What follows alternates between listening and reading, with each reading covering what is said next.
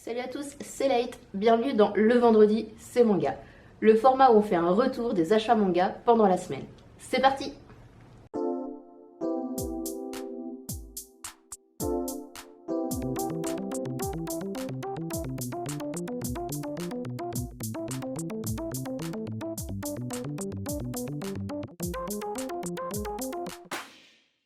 On va commencer avec le tome 9 de Spy Family. Alors Spy Family, pour moi, c'est un manga en souffrance il y a encore quelques temps.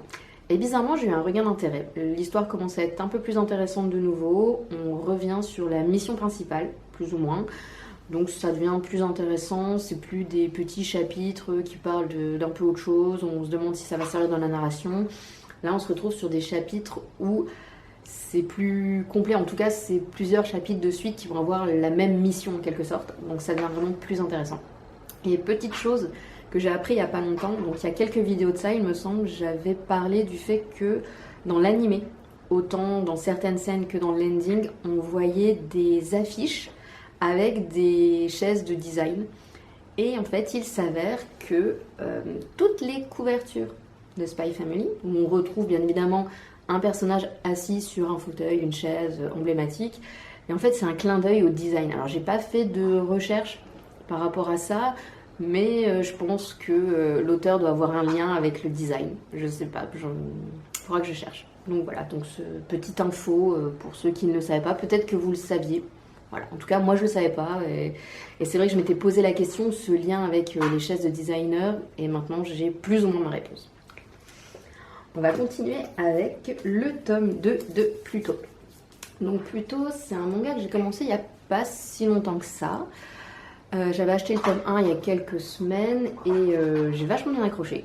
L'histoire est assez intéressante, c'est basé donc sur Astro Boy, mais plus particulièrement une partie d'Astro Boy, c'est pas tout.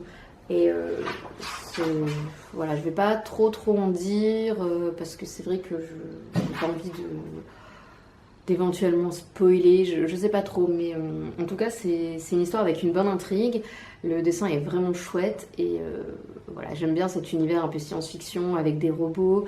Les robots sont très humains je trouve, et ils essayent d'avoir des émotions d'humains en quelque sorte, de faire des choses d'humains, de partir en vacances, d'essayer de comprendre pourquoi les humains sont tristes suite à une perte. Enfin, c'est assez intéressant.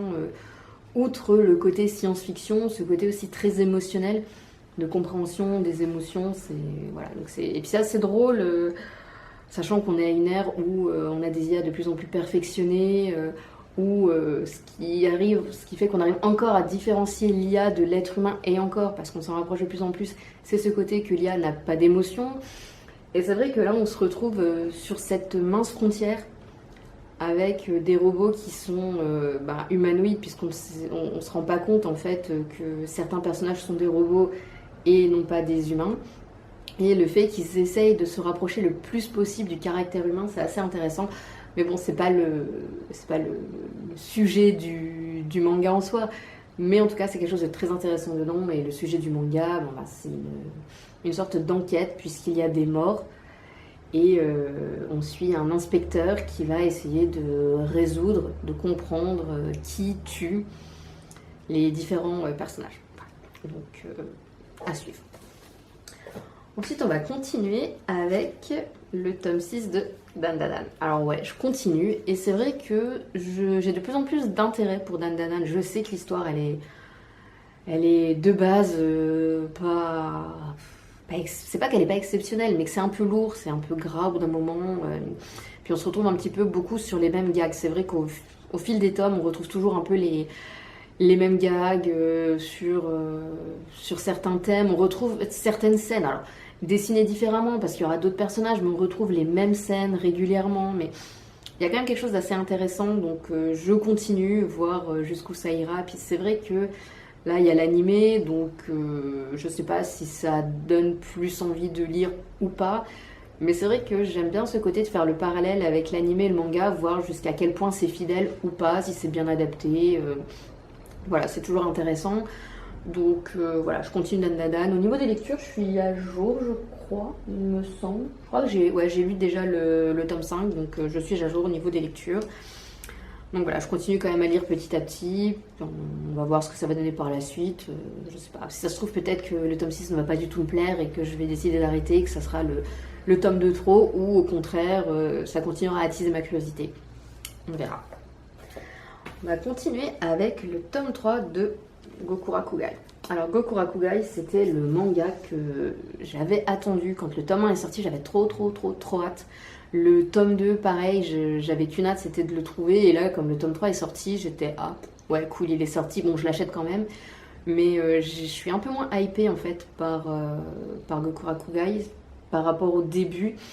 En fait, le premier tome, il pose bien les bases du manga, on commence à découvrir les personnages, et le deuxième tome, j'ai l'impression que ça traîne un peu, on ne sait pas trop en venir, et j'ai été un peu déçue à la lecture du deuxième tome parce que il se termine assez vite et on se retrouve avec genre, ouais, je dirais quasiment un bon quart, bon là c'est le tome 3, hein, c'est pas le tome 2, mais on se retrouve à peu près une partie épaisse comme ça, donc un bon quart quasiment du manga, où c'est un chapitre bonus, et ensuite c'est plus ou moins le one-shot préquel de la série. Alors c'est intéressant, mais en même temps je trouve que c'est un peu dommage parce qu'on reste bien sur notre fin, et en fait le tome 2 il est hyper court.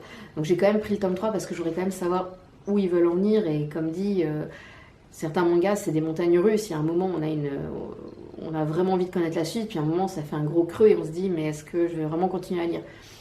Donc là, bon, bah, je suis dans le creux où je me dis est-ce que je vais vraiment continuer à lire? Peut-être que là, ça va remonter. Ensuite, on va continuer avec un très gros coup de cœur de cette année. Je ne pensais pas du tout que j'adorais à ce point ce manga. Il s'agit de Shiwazantegai.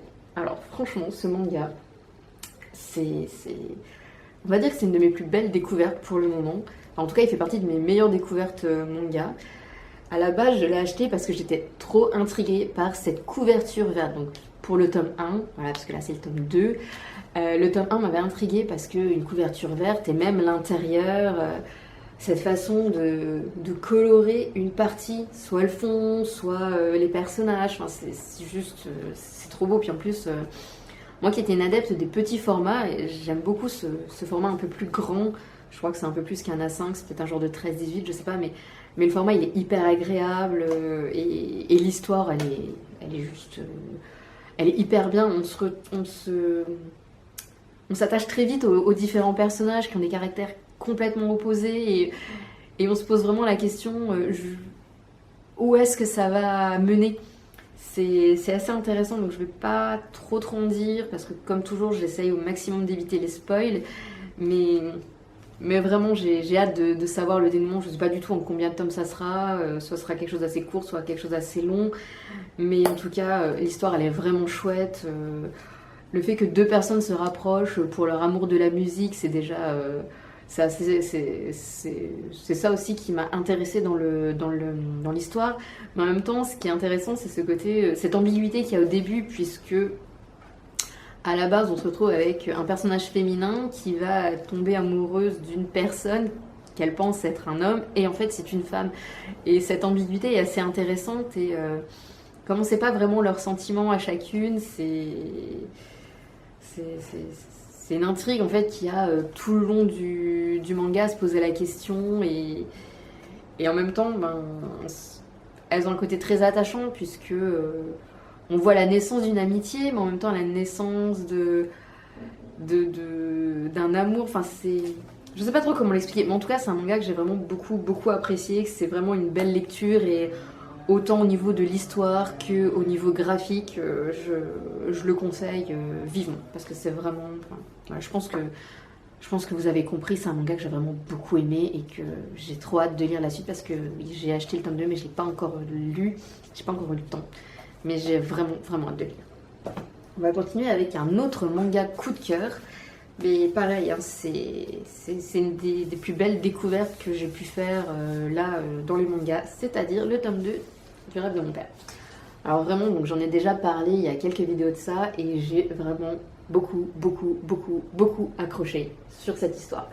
C'est suivre la relation entre un père et son fils qui sont complètement différents, les voir évoluer, les voir essayer de s'adapter l'un à l'autre, voir la façon de vivre et la façon de voir les choses de chacun, c'est vraiment hyper intéressant. À la fin du tome 1, on commence déjà à sentir un changement. Enfin, c'est vraiment chouette et c'est une lecture qui est hyper prenante. Bon, j'aurais aimé le lire en une seule fois, mais j'ai pas pu. Je l'ai lu en 2 fois. Enfin, j'ai fait une pause entre temps et j'ai repris un peu plus tard. Mais vraiment, j'ai beaucoup apprécié l'histoire, de les voir évoluer, de voir comment ils apprennent à vivre chacun avec les autres, enfin chacun avec l'autre et avec les autres aussi, puisque voilà, le jeune garçon est tellement focalisé sur je dois réussir à l'école, tout ça. Il a une façon d'être avec les autres enfants qui est assez étrange. Enfin, il se comporte pas comme un enfant. Et voilà, enfin, c'est assez sympa de le voir évoluer parce qu'en fait, j'ai vraiment l'impression que celui qui va le plus évoluer dedans, c'est l'enfant. En tout cas, pour le moment, c'est le sentiment que j'ai. J'ai hâte de lire ce tome 2 et d'aller chercher le tome 3 parce que vraiment, c'est une très très très bonne lecture. Le trait, il est vraiment incroyable, comme je l'ai déjà dit. Enfin, voilà, le trait, il est vraiment vraiment chouette. Enfin, je n'ai pas de mots pour en parler plus. C'est juste une très très bonne découverte et j'ai trop hâte de le lire aussi. On va encore changer de registre puisque ça c'est un truc habituel. On va passer sur un manga qui fait pas toujours l'unanimité, ça dépend. Mais que au début j'ai beaucoup aimé, après j'ai moins aimé et là de nouveau je trouve que c'est voilà, c'est un manga que j'apprécie beaucoup. Il s'agit de Chainsaw Man. Donc j'ai été chercher le tome 8. Voilà, c'est le tome 8. Et voilà, enfin, j'ai pas grand chose d'autre à dire dessus. Voilà, je continue à lire. Bon, il y a la curiosité de comprendre un peu plus l'histoire. Parce que c'est vrai que là, j'en suis au tome 5, 6, je sais plus. Et c'est vrai que l'intrigue se dessine de plus en plus. Alors oui, je suis au tome 5 ou 6 et j'ai acheté le tome 8. Je pourrais attendre d'avoir plus avancé, mais en même temps, ça me permet, comme j'ai commencé beaucoup de collections, ça me permet de pouvoir varier. Et au moment où j'ai envie de lire Chainsaw Man, pas me dire « Ah, j'ai pas acheté la suite, au moins là je sais que je l'ai » parce que si ça se trouve, là j'en ai acheté cette semaine et je vais pas en acheter pendant 2 ou 3 semaines. Ça, je ne sais pas, c'est vraiment aléatoire. Donc voilà. Voilà, comme dit, Chainsaw Man, c'est comme la plupart des mangas, c'est toujours affaire à suivre. Mais en tout cas, pour le moment, j'apprécie beaucoup l'histoire et j'essaye d'avancer le plus possible puisque l'intrigue commence à être de plus en plus intéressante. On va continuer avec un manga que j'avais eu en main quelques fois, que j'ai hésité, que j'ai reposé. Enfin, j'avais lu le synopsis et puis ça m'avait pas plus intéressé que ça. Et puis j'en ai entendu parler et j'ai un petit peu feuilleté. Et puis je pense aussi que c'est parce que je dois être assez influençable puisque j'en entends parler et j'achète comme la plupart du temps, j'entends parler d'un manga. Et bon, bien évidemment, selon comment les personnes en parlent, je vais l'acheter parce que si ça en parle en disant du mal, j'ai peut-être pas forcément envie d'aller l'acheter. Mais si on en parle en disant du bien, ça me donne envie de l'acheter. Et trêve de tergiversation sur mon côté un peu trop influençable, je vais vous montrer de quel manga je parle. Il s'agit du tome 1 de Knitting Life. Voilà, donc je sais pas trop comment expliquer tout ça, mais en gros, pour l'histoire, c'est quelqu'un qui, après le confinement, je crois, non, en pleine pandémie, enfin bref, en gros, c'est quelqu'un qui, pendant ou après le confinement, prend la décision d'arrêter de travailler et de vivre plus ou moins en ermite chez lui, de ne plus sortir, d'avoir juste on va dire en quelque sorte le minimum vital, mais pas dans le sens minimaliste, dans le sens d'avoir ce qu'il a besoin, mais tout en ayant de quoi se divertir. Je sais pas trop comment expliquer.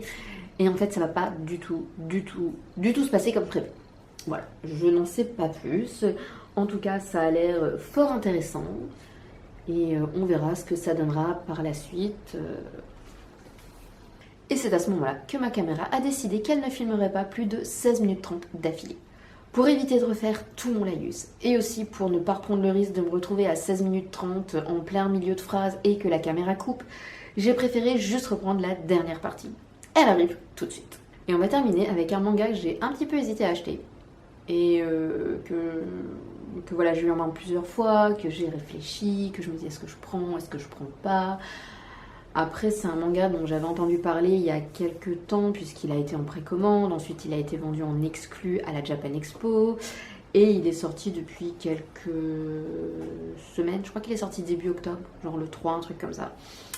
Donc c'est un manga qui est coécrit par une dessinatrice japonaise et un influenceur franco-japonais. Je vais bien évidemment parler de Kimen, de Louis-san et de Kaori Yoshikawa. Ce qui fait que j'avais un peu hésité à l'acheter, c'est ce côté... c'est un manga d'influenceur. Alors c'est pas le fait que ce soit un manga d'influenceur réellement, mais c'est le fait que, bien évidemment, qui dit influenceur dit obligation au niveau de la maison d'édition, qui va vouloir faire un maximum de ventes, donc il va demander à ce qu'il y ait des petites choses qui vont être plus vendeurs. Et voilà, ce qui est, on va dire, plus ou moins normal, puisque quand tu édites un livre, un manga, enfin bref, quand tu édites quoi que ce soit, t'as quand même envie qu'il y ait des ventes. Après, j'avais aussi hésité parce que je me disais qu'est-ce qu'on va retrouver dedans? Est-ce que ça va être un manga qui va être très très long avec beaucoup de tomes à acheter, avec un rythme de publication erratique? Est-ce que le dessin vraiment il va être sympa? Alors toutes mes questions étaient plus ou moins répondues, puisque le trait il est plutôt chouette, hein, voilà. On y retrouve tous les codes du manga. Enfin, du shonen plus particulièrement, puisque bien évidemment c'est un shonen, donc on y retrouve tous ces codes. La dessinatrice est une professeure de manga. Elle enseigne aux gens à devenir mangaka. Elle écrit aussi des livres pour apprendre à devenir mangaka. Et on sent bien qu'elle maîtrise justement tous ces codes du manga et du shonen. On s'en rend bien compte rien qu'en feuilletant les pages. Et au niveau de l'histoire, donc on va suivre un jeune homme qui s'appelle Louis, qui va arriver au Japon pour la première fois, qui va découvrir les us et coutumes du pays, et qui arrive au Japon pour retrouver la trace de ses parents biologiques, et le seul indice qu'il a, c'est un masque. Voilà. Et bien évidemment, comme la plupart des mangas ou des shonen, bref, la plupart des mangas et des histoires, ça ne se passe pas comme prévu, et il va y avoir plein de petites choses qui vont arriver. Donc je ne l'ai pas encore lu, mais je sais quand même pas mal de petites choses par rapport à ce manga, puisque j'ai écouté ce matin la rediffusion en podcast de Yatta, donc l'émission manga qui passe sur le Move les mercredis à 19h et qui sont aussi en live sur Twitch. Ouais, je leur fais de la pub, c'est juste plutôt à titre informatif, c'est dans le sens que je leur fais de la pub, loin de là, c'est plus à titre informatif. Si ça vous intéresse d'aller écouter l'émission. Et justement, dans l'émission de mercredi, ils ont reçu Louis-san qui est venu parler de son manga.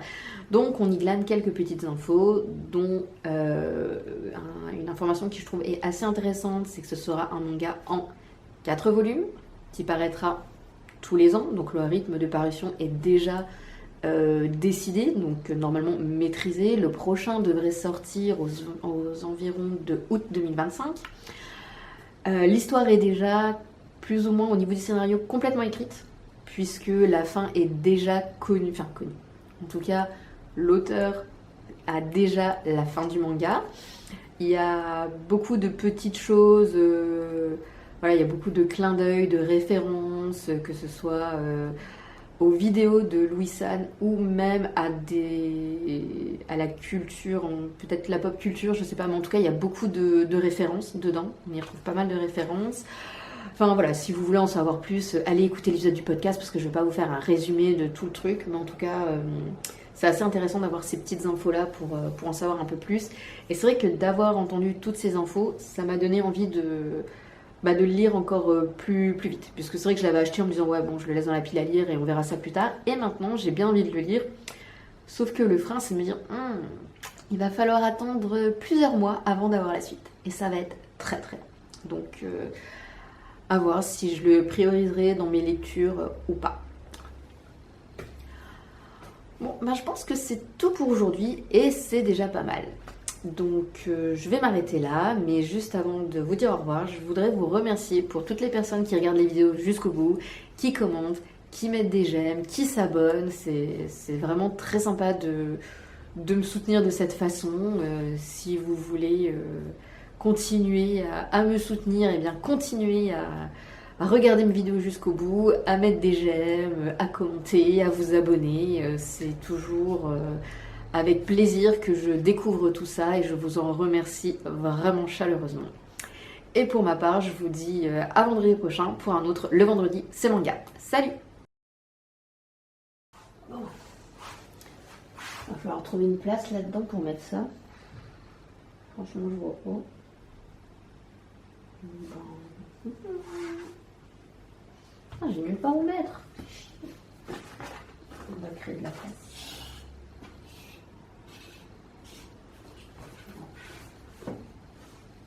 On va dire que c'est rangé.